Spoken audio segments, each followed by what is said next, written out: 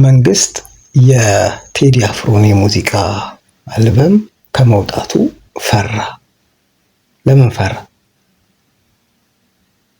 በእርግጥስ የቴዲ አፍሮ አዲስ ሙዚቃ አልበም ለኢትዮጵያ መንግስት ስጋት ነው?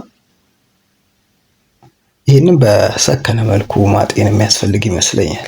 ምን ያመጣል የቴዲ አፍሮ የሙዚቃ አልበም? መንግስት ይቀይራል?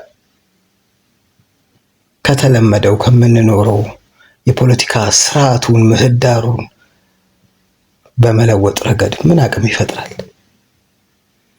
ይህንን በደንብ ማጤን የሚያስፈልግ ይመስለኛል። ቴዲ አፍሮ ድንቅ ሙዚቀኛ ነው። በርካታ አድናቂዎች፣ ወዳጆች አሉት።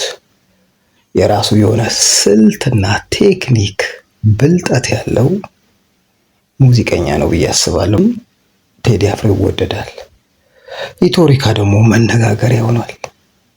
ከትንሽ እስከ ትልቁ፣ ከፖለቲከኛው እስከ ምሁሩ፣ ከተማረው እስካልተማረው ኢትዮሪካ እንዲሆነ መንግስት እንዲያደረገው እንዲተፈጠረ የሚል አጀንዳዎች ልክ ማህበራዊ ሚዲያ ላይ በተለያየ ጊዜ ተፈጥረው እንደሚከስቡ ፖለቲካ ጉዳዮች አንዱ የሰሞኑ መነጋገሪያ ሆኗል የቴዲ አፍሮ አዲስ አልበም።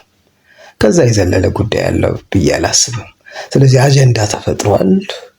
ከመንግስት ጋር ለማገናኘት ጥረት ተደርጓል።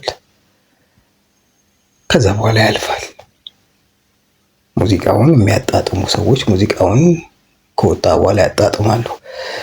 ለማንኛውም በጉዳዩ ላይ መምከር የሚያስፈልግ ይመስለኛል። ከመምከርም ባለፈ የሚባሉ የሚነገሩ በማህበራዊ ሚዲያ ላይ የሚሰራጩ እውነት ሊመስሉ እንዲመስሉ የተፈለጉ ጉዳዮችን በደንብ ማጤን ብንችል ጥሩ ነው ብዬ አስባለሁ።